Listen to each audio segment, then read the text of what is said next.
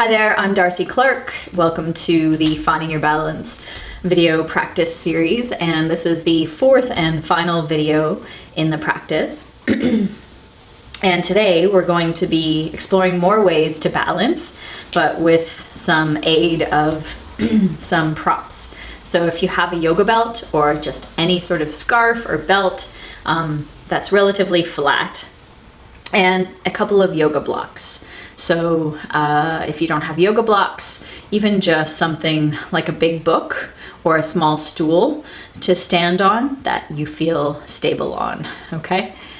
Feel free to, of course, practice any of these standing and moving movements, balance movements, beside a countertop or a railing or a table for you to hold on to. You can see that I have placed my yoga belt in the center of my yoga mat. It doesn't have to have a yoga mat, I just wanted that for contrast, you could see it. So we're gonna stand on and walk along that center. So you start at one end, and you start by stepping 1 foot forward. So you notice which leg you want to lead with, and just notice that. And go ahead. Resting your foot onto the belt and then stepping forward with the other foot. And you don't have to do this heel to toe. That is one way of doing this that's a little more challenging. Instead, you can walk more with more space between each step if you like to start. So notice whichever foot you led with last time, lead with the opposite to walk back. So you might notice that you have to look down in order to find and feel where that belt is.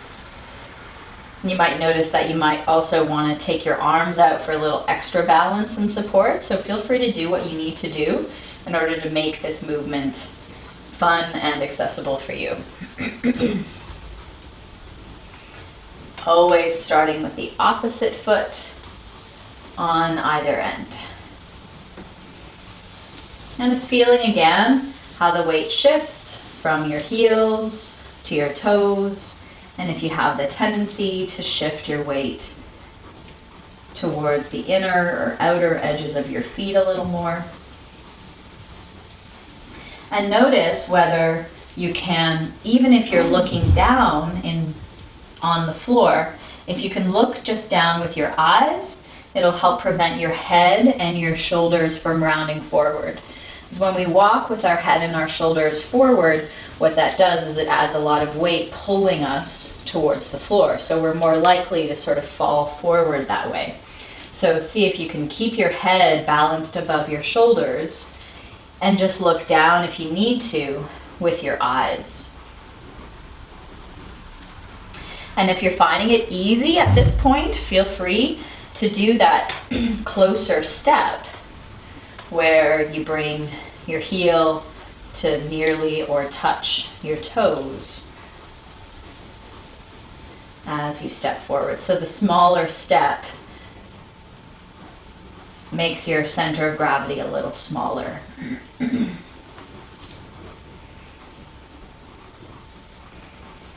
Notice whether you tend to shift your weight into the hips as well. So when you step each foot forward, do your hips go off center? Does one hip want to sort of shift out to the side as you step into that foot? And see if you can keep the pelvis in the center, balanced over the heels, letting your shoulders be balanced above your hips and your head be balanced over your shoulders. All right. And feel free to practice that, continue practicing that as much as you like. Nice, simple way to practice that sort of tightrope walking, putting one foot in front of the other. So it challenges your center of gravity a little more because you're walking in a narrower path. So it's a nice way to challenge your balance a little bit more. without having, you know, a lot of, or any lift off the ground. So there's, if you do fall off of that center, you're not going to hurt yourself. Okay, so now let's take the blocks, or whatever support you have, like a small stool.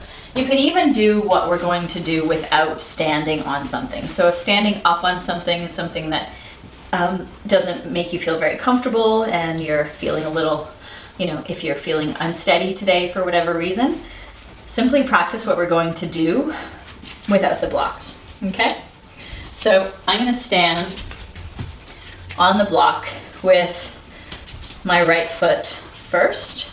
So if your foot is too large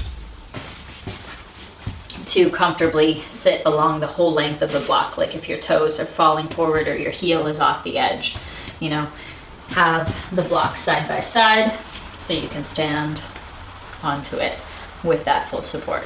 So come on to your right foot, right leg, and just again, try to shift a little bit of the weight. So I've got most of my weight on my right leg, but my toes, my left toes are down.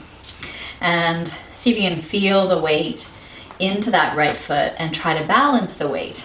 Again, through those triangles, that triangle of support in your foot, down through the heel, across through the pads of the feet from the big toe to the baby toe, and then back through the inner arch of the foot and the outer arch of the foot.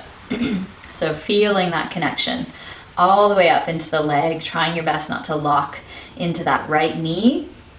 And then see if you can let the left leg just sort of hanging down from your hip.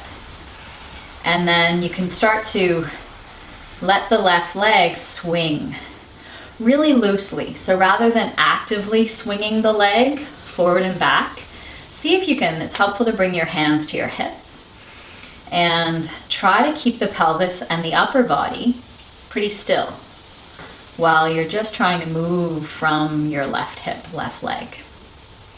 So as the left leg is heavy and relaxed, it does a little pendulum swing forward and back. And of course, you'll also feel pretty quickly the right leg start to burn with heat as you're working the muscles of that right leg. All right, and then let that go. Whew, shake it out. I felt that a lot. These blocks are rather squishy, so the softer the support you're on, the more your ankle has to work. Okay, so now let's do it on the other side. So we'll stand on the left foot and feel and find where the pelvis is level, so you're not dipping down into one hip more than the other. And trying to keep the pelvis level and balanced as you stand your weight into that triangle of support through your left foot in order to let the right leg hang loosely. So just get it to release and relax from your hip, releasing into this hip flexor muscle, the iliopsoas, that runs from the lumbar spine vertebrae down into the thigh bone. So we get a nice release. As we relax the leg, we try to keep some stability and support drawing up through the belly, nice and wide through the low belly, nice and broad and tall through the spine, through the chest. And we're letting that right leg swing in a gentle pendulum forward and back until you start to feel your left leg get a little fatigued. And you might notice a burn into your ankle or up through your calf or even into the thigh or into the glute. And this can be quite challenging. For me, it's a lot more challenging on my left side today. Okay, and then relax that. Whew. Okay, so for the last movement, the last balance movement, we're gonna take the blocks away. You can also do them on the blocks, but today I'll show them to you without standing on the blocks. Feel free to do it while standing on the block. Okay, so we're gonna start on that right foot again, and find your feet, your right foot I mean, resting into the floor, and begin to stretch forward with your left leg, stretch back with your left leg, and when you stretch back with your left leg, try to feel the movement through your right hip as you pivot forward. You can feel free to do this movement with the knee bent as well, up, and then reaching the leg back. Knee up, and then reaching back through that left leg. And as you reach back through the left leg, feel yourself pivoting forward over that right leg. And it doesn't matter at all how much you're pivoting forward. So even just the smallest little pivot into your hip, find what you can do. And then we'll try to find and keep some balance in this position. So your left toes can even be close to the floor or on the floor behind you as you pivot forward over your right hip. Arms can come wide, or you can bring them up in line with the ears, or back, reaching back from your shoulders through your fingertips. So do what's bringing you balance wherever your arms go that help to support that balance. If you can, keep that left foot lifted and keep the balance, be where you can be. Chest stays wide, spine stays long through the neck. As you find your balance here, feel the shift of weight happening in your ankle, trying to balance that weight through the triangle of support. And then coming back, whew, and again, shaking out that leg. So you might feel a little more heat in your right leg. You might feel it more specifically through certain areas of the legs. For me, it's in my calf. My calves are rather weak, so they get tired quite easily. For you, you might feel it more into your glutes, which is good, or into your thigh, or even just into the ankle or the foot itself. Any of those things, any of those areas, wherever you feel it is good, is valid, okay? So let's try it on the other leg. So I often like to start out in mountain pose, finding and feeling where I've got equal support through the feet, and even just doing a little bit again of that shifting forward and back. And then finding and feeling the support a little more into the left foot as I bring the hands to the hips. Do a little swing of the right leg, maybe even lifting that knee. And then as you reach back with the right leg, try to pivot forward through the left hip. And try to move from the hip joint pivoting forward. The whole pelvis is rotating over my standing leg in order to bring myself forward. So you notice that I'm not leading with the head or the shoulders, trying not to round like this. So it's not about how far you can go down. It's about moving to the point that you can while maintaining your balance, and also while maintaining the length and support for the spine. Spine stays long, chest stays wide, neck stays long. Okay, and then you can try to reach back with your right leg, pivoting a lot or a little over that front leg. Toes can stay down on the floor for extra support. Arms can be out wider for a little more support here too. If you're feeling comfortable enough to raise your back leg, feel free to. And just notice also a little bit of support here through your core. So we haven't talked a whole lot about that, but see if you can draw your lower ribs in. That's it. And feel some width and lift through your lower belly. You can play with the arms, reaching back by your sides, or reaching forward alongside your ears.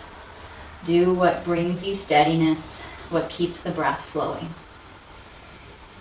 Good, and then come back, woo, and shake it out. So, the other thing to keep in mind is that when you're practicing these balancing poses where you're holding the balance for a while, you're likely to fall out every now and then, out of that stillness, out of that balance. And that's part of the fun. Okay, so if you do fall out, just take your time to find that foundation again through your foot. Start over, find the balance again for as long as you can, even if it's just half a breath. And just keep coming back to it. Try not to get frustrated, remain patient, and keep practicing. Okay? So thanks so much for joining me and for practicing along with me in my Finding Your Balance practice video series. So thanks very much, and I look forward to the next time. Namaste.